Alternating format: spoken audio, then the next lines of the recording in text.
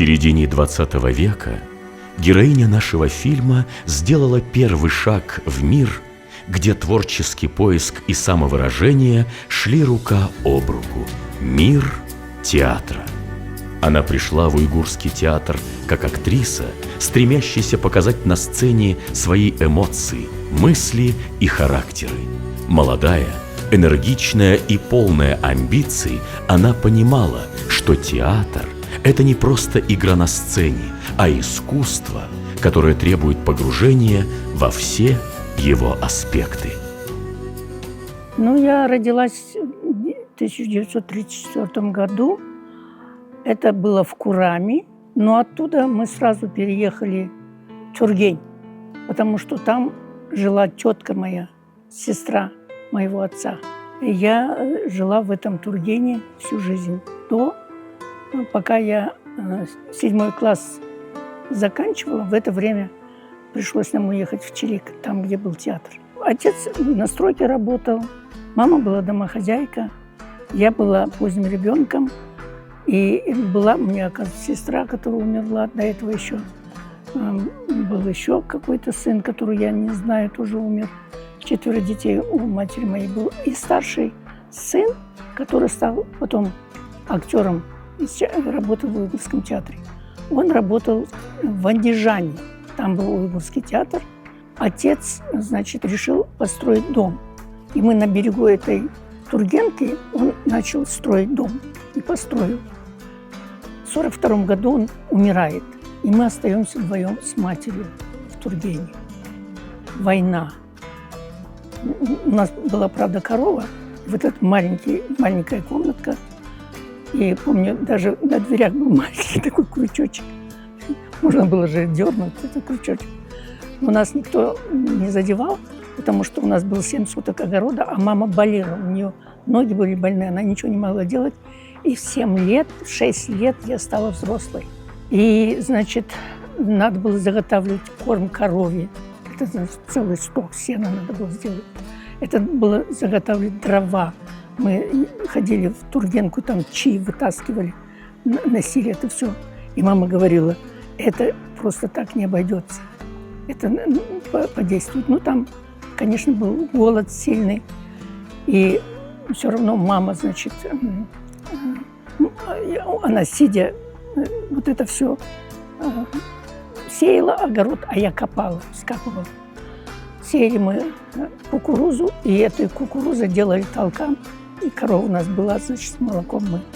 Я до 14 лет вообще не ела хлеб. Настолько привыкшая была к такому времени. Но очень тяжелое было детство. В колхозе мы работали бесплатно. Нам, если кто-то ничего не мог делать, нам привозили табак, и мы этот табак шнурили. То есть ночью мы вязали варежки, носки для военных. То есть страна жила одним дыханием. То есть это было очень тяжелое время, я помню. И так как корова у нас была, и ее некуда было девать, это могли же ее украсть. И мама заводила корову в комнату, в которой мы жили. Теленок, кошка, собака. Все вместе мы там спали, в этой комнате. Ночью она выводила корову на улицу, туда-сюда прогуляет, она там свои дела сделает, и она снова заводила корову домой. И я ее посла. И, то есть вся физическая работа, которую делал взрослый человек, делала я. Вот так я выросла в таких условиях. После войны это было еще хуже, потому что вся страна была разбита, то есть весь Советский Союз. До 7 класса я доучилась, и когда почти я должна была закончить, мой брат переезжает из Андижана, там был Уйгурский театр, его расформировали, он приезжает к нам. И приезжает в Чирик. Во время войны, я немножко отступила, во время войны, вся киностудия была в Алмате. Эйзенштейн здесь ставил, по-моему, экранизировал. Да, Иван Грозного он экранизировал. И, артисты здесь были. Все театры, все они были в Алмате. И поэтому наш театр перевели в Чирик. И там дом культуры был, ну, неплохой. И в этом доме культуры жили наши артисты. Но я такой момент расскажу. Значит, потом мне рассказывали, был такой замечательный актер, там можно его увидеть, Джалилов. Он рассказывал. Значит, ну, там была, конечно, и Семятова, и Лиева, которых я хорошо не помню. Ну, наверное, еще какие-то были артисты, которые там жили и работали. И в один прекрасный день приходят и говорят: вы знаете, мы закрываем ваш театр, потому что нечем платить. И вы найдите что-нибудь для себя, чтобы выжили, чтобы вы не погибли. Мы закрываем театр. И, ну, это надо представить, что это было и как это было. Это была большая пауза. Я не знаю, может быть, они плакали, может быть, еще что-нибудь происходило с ними. И они говорят: нет, мы не закроем театр. Мы будем работать бесплатно. Мы будем работать бесплатно. Только нас оставьте в этом здании. И они остались. И так как они голодали, и нигде они не работали, они, значит, пошли колоски собирать. Ну, вот они так смешно рассказывают этот момент, потому что, говорит, Джалилов этот рассказывал, ну, наверное, он в это время уже был женат, и говорит, колоски собираем, ветер поднялся, там какое-то место, был пожар, видимо, и вот этот земля, вот она закоптила все лицо, они друг друга собрались, жена с мужем, и друг друга не могли узнать, потому что были запачканы полностью. То есть вот в таких условиях театр они сохранили.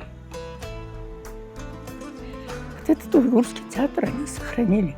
Потому что если бы они не сохранили театр, это была бы, может быть, какая-то концертная организация, так она бы осталась. Они сказали: нет, мы театр не закроем. И в это время чудесным образом какой-то режиссер, я не знаю, может быть, говорили фамилию, я сейчас уже не помню, и он тоже бесплатно начал с ними работать.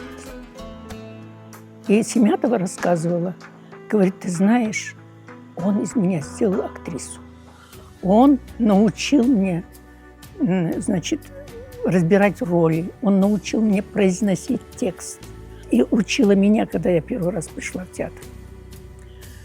Вот такие, значит, дела происходили с нашими артистами, и они сохранили театр. Это, я не знаю, какой поклон должен быть. И потом, значит, они оставались там и приезжали уже после военное время, уже там 50-е, там 60-е годы, приезжает туда Башаян Сергей Рубенович после ГИТИСа. И он там попросил, говорит, вы мне пошлите в такой театр, самый захудалый, я его хочу поднять. Его прислали в Чилик. Приезжает в Чилик, но я же говорю, что послевоенные годы, это тоже были тяжелые годы. Артисты маленькие, на маленьких зарплатах были. И, значит, тоже жили кто на квартирах, кто в самом театре. В очень тяжелых условиях. И он пришел. Он не знал, значит, уйгурского языка, естественно. И стал с ними работать. Ну, через переводчика, видимо, он работал. Молодой, красивый, удивительный человечек. И он работал с ними. И начал работать сразу, стал ставить классику.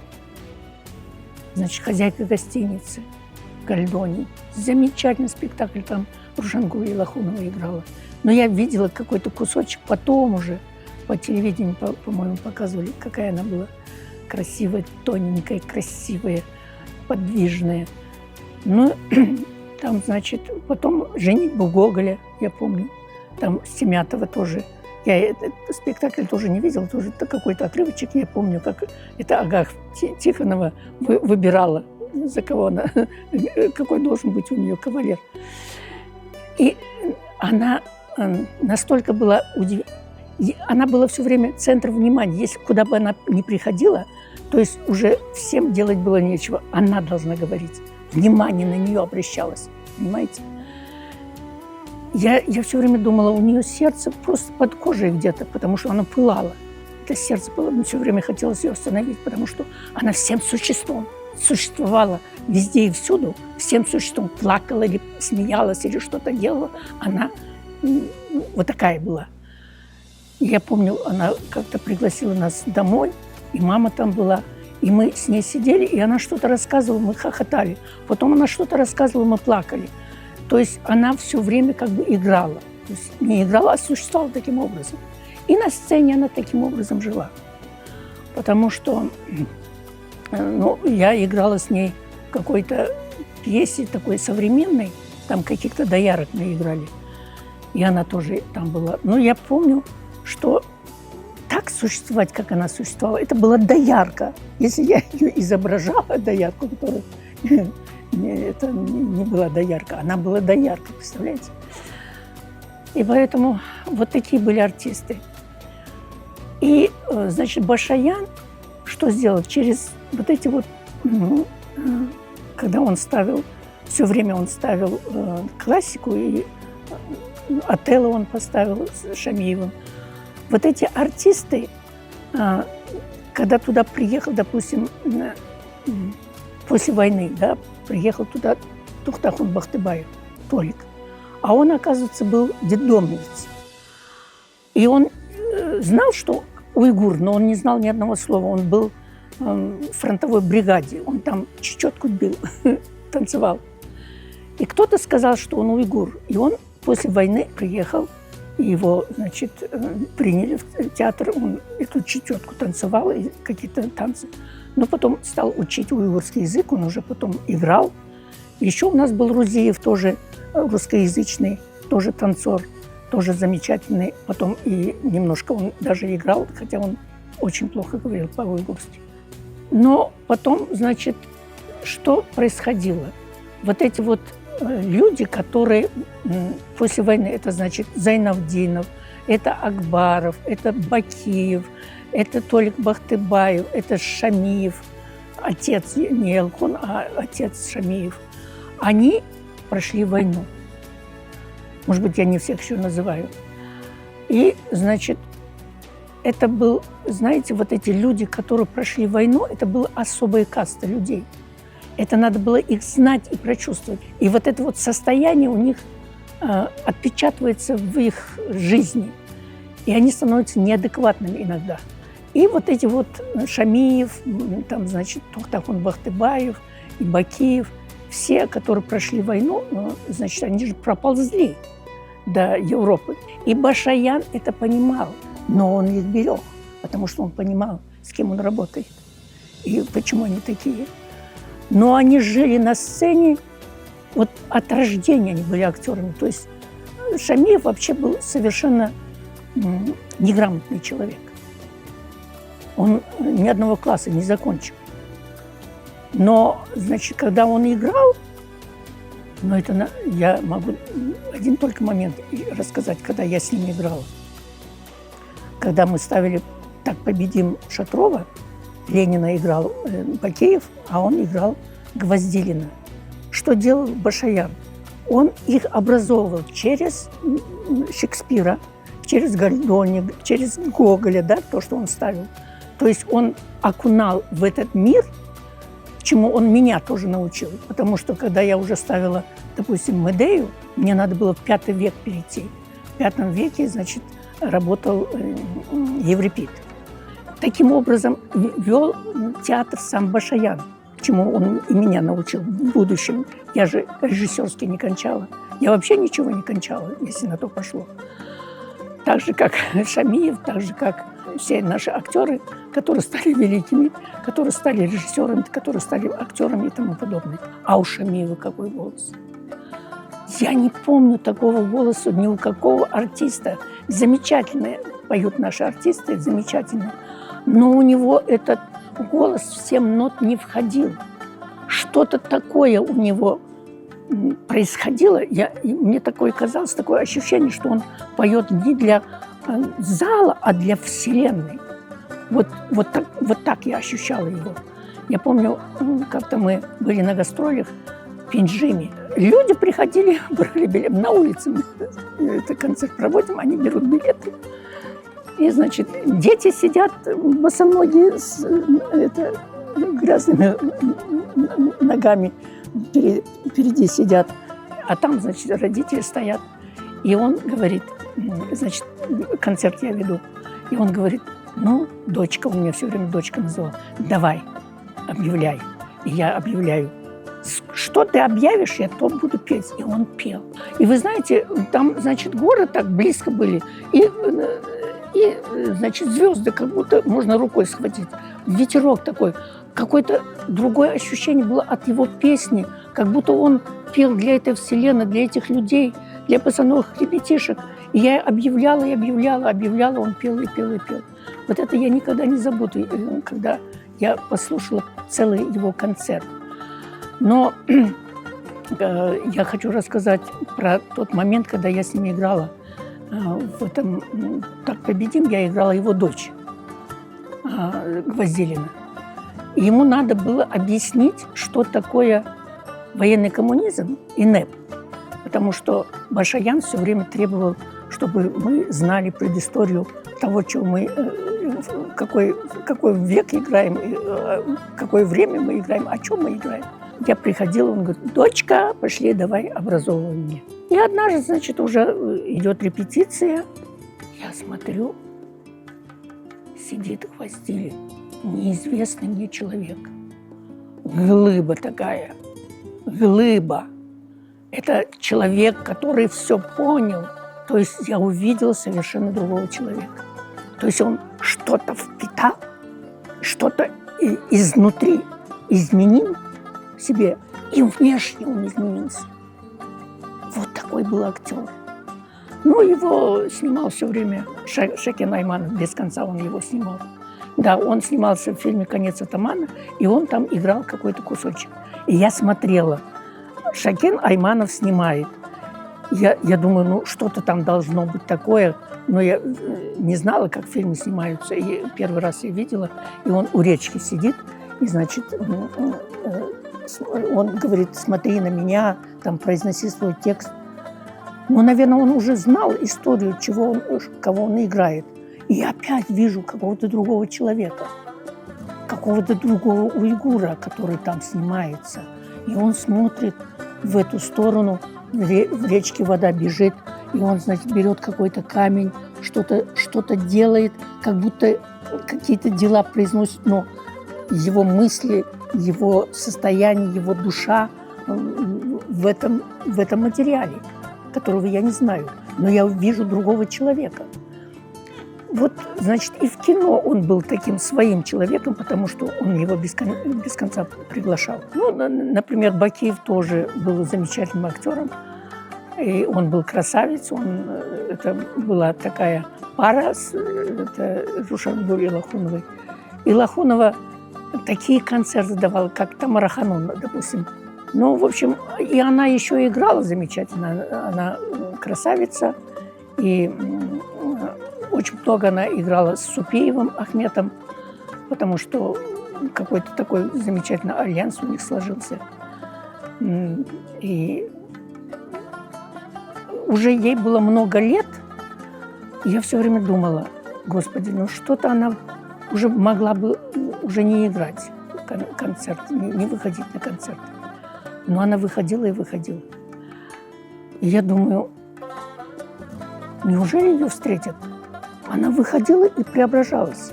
Вот такие были актеры. Ну, вот Марупова была замечательная актриса. Там. Зайнавдинов, это непревзойденный актер. Такой альянс у них был, когда они играли с Супеевым в каких-то местах, что-то они придумывали. Они дружили между собой. То есть это была такая... Вот эти вот актеры, они семьями дружили и между собой дружили. На сцене они были вот такие партнеры, которые все время что-то придумывали. Абдрасулов Курван, мы с ним познакомились. Я же кончала педагогическое училище, это мама моя. значит, говорила, что одного артиста хватит, ты будешь, значит, ну, то, что она знала, говорила, ты не пойдешь там продавать, ты не будешь бухгалтером, ты не будешь еще кем-то, а ты будешь учительницей. Ну вот я и в Тургене было педагогическое училище, я его кончила. И, значит, работала уже в Каратурук, меня отправили. Мне сказали, что если ты откроешь школу в Чилике, ты будешь там директором. А я открыла школу в Чилике и стала там директором. И в это время я знакомлюсь с Урванджаном Абдрасуловым. И, значит, у нас какой-то альянс сложился, и мы с ним поженились. До этого я приходила к Башаяну, хотела я поступить в Ташкентский институт, не знаю, на режиссера или на актера, я не помню. Я к нему пришла, а он, я на него никакого впечатления не произвела. И он стал мне отговаривать, что это вот тяжелая работа, это я еще не знаю языка, я русскоязычная и тому подобное. То есть он мне как бы отверг. Ну, я обрадовалась. А в школе я стала играть. Я там сама себе танец ставила. Потом, значит, в спектакле участвовала вместе с учителями. И там присутствовал на этом отсматриватель Башаян. И вдруг он увидел меня. И брата приглашает моего, говорит, слушай, твоя сестра уже замечательно, ей не надо учиться. Она уже актриса. Давай мы ее возьмем. А брат мой говорит, нет, да вы что, она не может в театре. Она совершенно другой. Я действительно была очень зажата, в смысле нежная, такая правдивая, такая, знаешь. Она говорит, она не выдержит театр, вы что? Ее сразу начнут есть, она нет, она не сможет. Ну и брат мой говорит, я отказал ему. И в это время театр переводит в Алмату. Это 61-й год был. Но у меня, видимо, там внутри было это, чтобы я в театре работала. И я, значит, когда мы переезжаем, мой муж переезжает, брат переезжает, я что, там останусь? А там школа на ушах стояла. Как? Ученики мои там плакали, сильно переживали. Давай мы твоему мужу найдем хорошую работу, не уезжай. В общем, так вот было. Я там имела большой успех.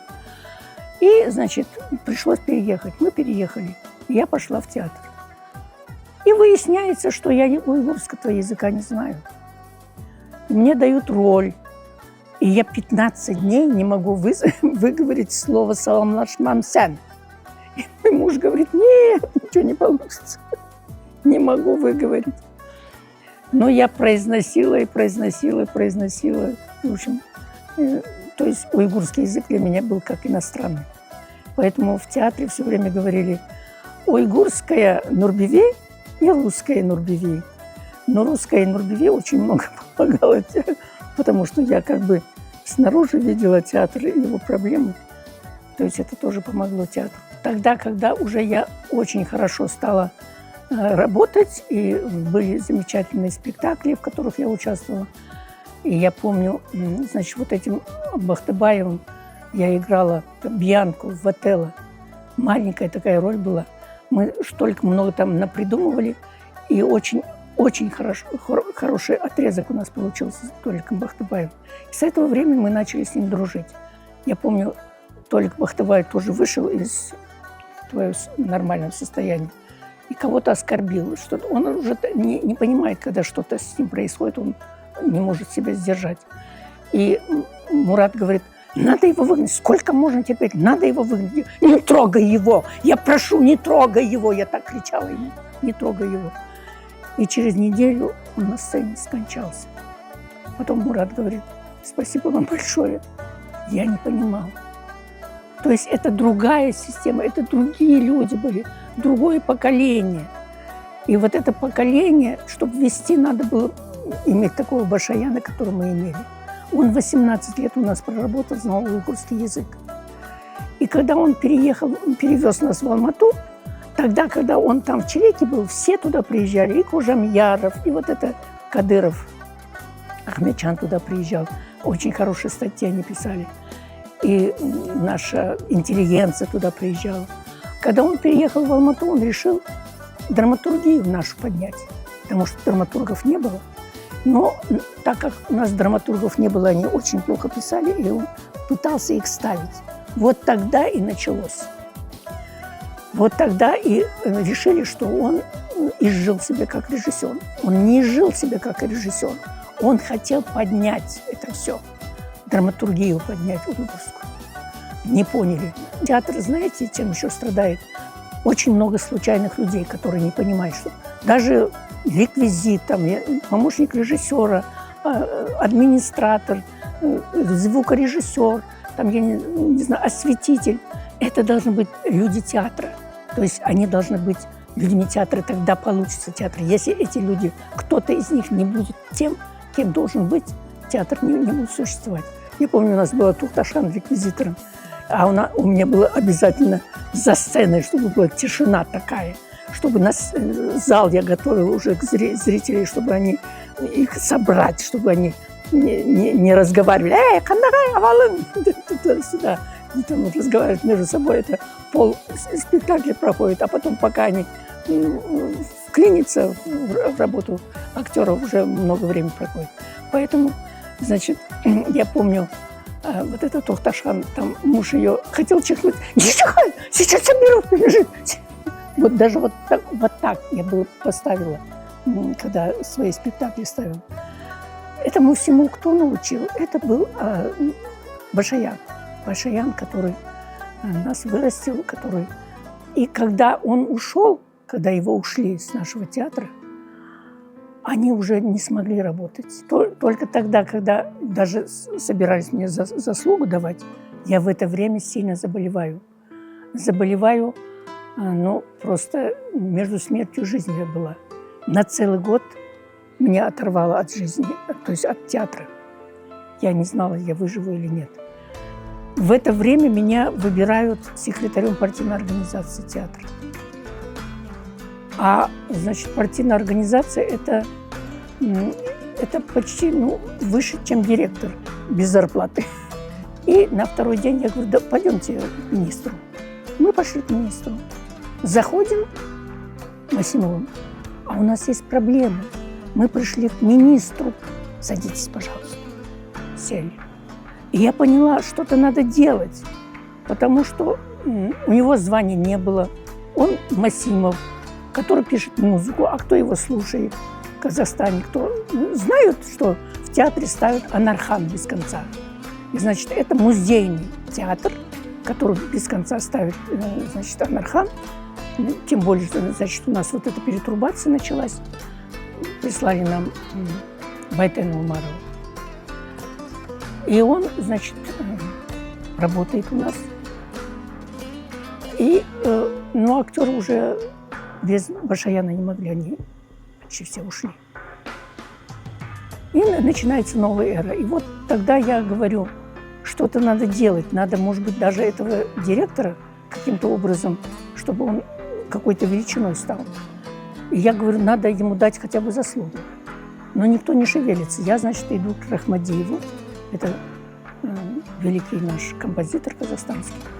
И его прошу, чтобы он посодействовал. Он, видимо, на него впечатление произвело, и он посодействовал, он получил заслугу.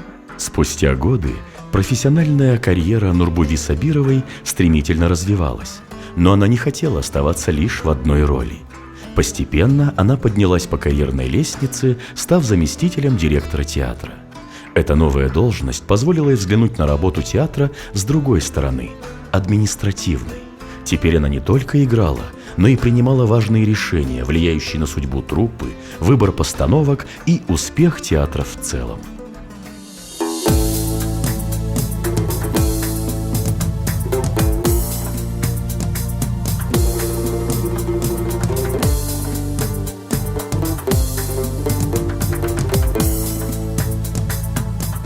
Мы поехали в Москву на гастроли.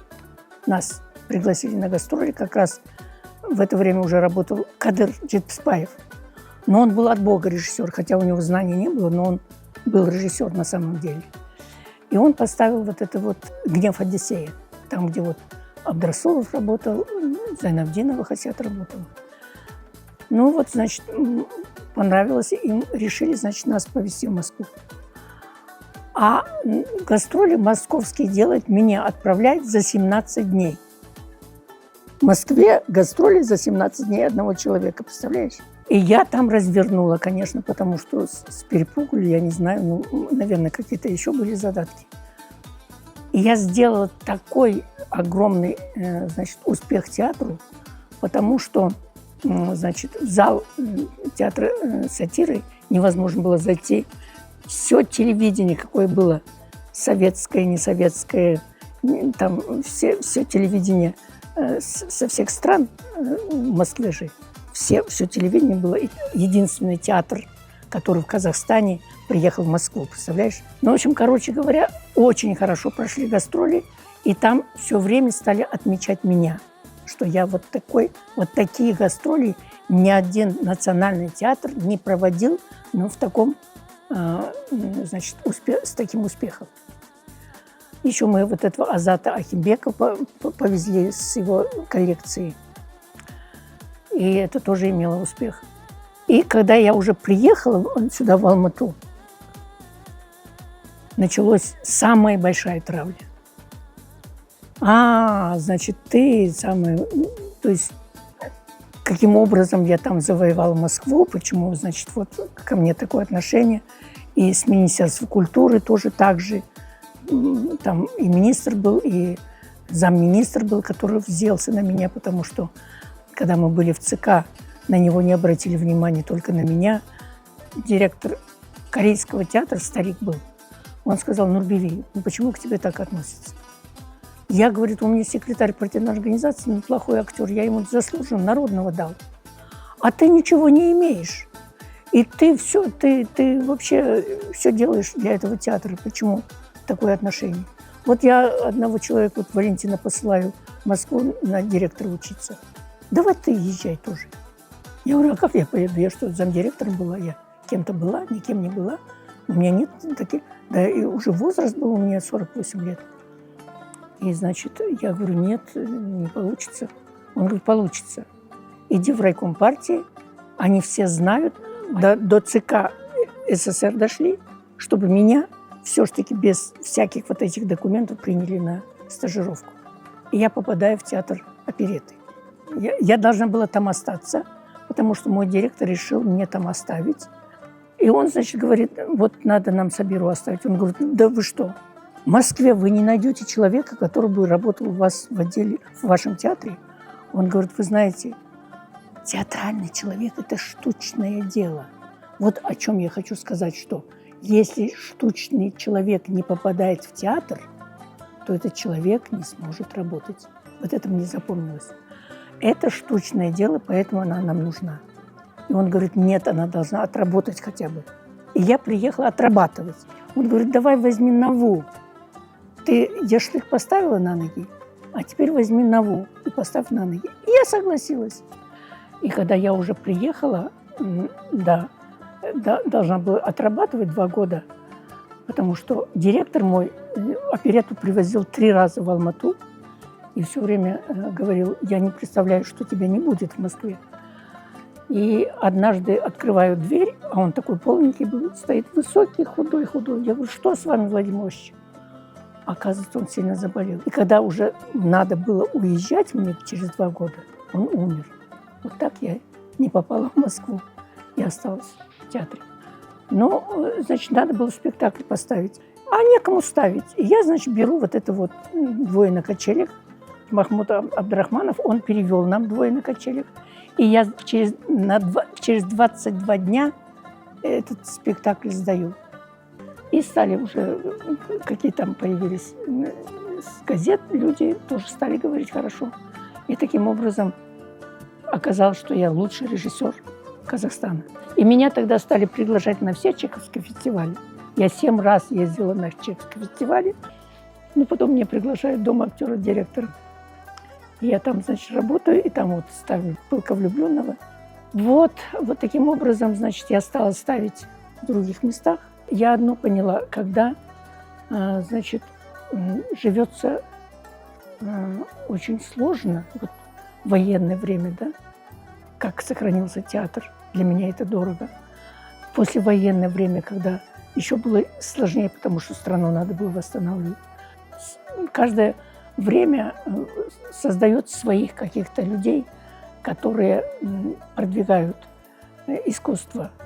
Но я сейчас довольна тем, что в руки этот театр в руки попал именно Пахарову, твои руки попал. Я других еще не знаю, но я вижу, с вами познакомившись, вижу, что театр в хороших руках, и я этому очень рада. И когда я с вами познакомилась, мы начали говорить, как будто на одном языке мы говорим, как будто те же проблемы, которые у меня были, я хотела это сделать, и ты уже это знаешь и хочешь это делать.